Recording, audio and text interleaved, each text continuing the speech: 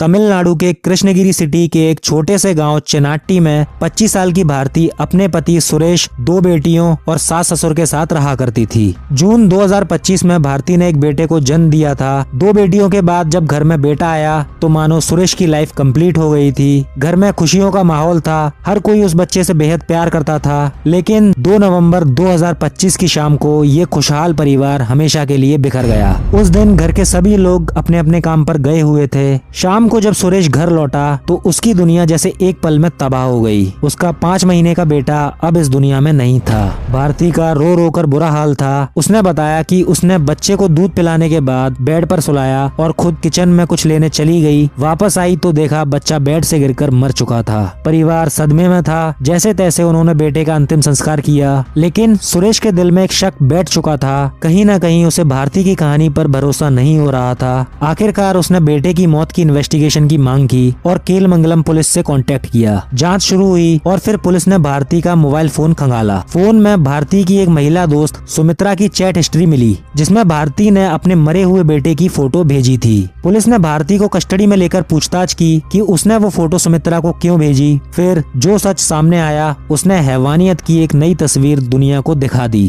दरअसल सुमित्रा कोई आम दोस्त नहीं थी, बल्कि भारती की लेस्बियन पार्टनर थी। दोनों का रिलेशनशिप काफी समय से चल रहा था। हर दिन जब घर के लोग काम पर चले जाते थे, भारती रोज सुमित्रा के घर जाया करती थी। लेकिन बेटे के जन्म के बाद से सुमित्रा और भारती का मिलना जुलना बिल्कुल नहीं हो पा रहा था। बेटे की देखभाल करने की वजह से भारती घर से नहीं निकल पाती और सुमित्रा के साथ उतना समय नहीं बिता पा रही थी, जिस कारण दोनों के बीच में झगड़े बढ़ने लगे। भारती अंदर ही अंदर इन डिस्प्यूट्स का ब्लेम अपने बेटे को देने लगी थी। उधर सुमित्रा भी भारती के बेटे के जन्म से बेहद नाखुश थी और भारती को अक्सर उसके बेटे को रास्ते से हटाने की बात कहा करती थी, जिससे वो दोनों फिर से पहले की तरह मिल सकेंगी और पूरी तरह आजाद हो जाएंगी। लंबे समय की ब्रेन वॉशिंग के बाद 2 नवंबर के दिन रोज की तरह सब काम पर गए थे और सुमित्रा के बहकावे में आकर भारती ने अपनी ममता को भूलकर अपने ही 5 महीने के बेटे की सांसें अपने हाथों से गला घोटकर रोक दी। पुलिस ने दोनों को अरेस्ट कर जेल भेज दिया है। कोर्ट ट्रायल्स के बाद ही दोनों को सजा सुनाई जाएगी। कहते हैं एक इंसान को उसकी माँ के जितना प्यार इस दुनिया में कोई नहीं कर सकता, लेकिन क्या हो अगर वही माँ अपनी होमोसेक्सुअल डिजायर्स के लिए अपनी ही औलाद की जान की दुश्मन बन जाए। कमेंट करके जरूर बताएं।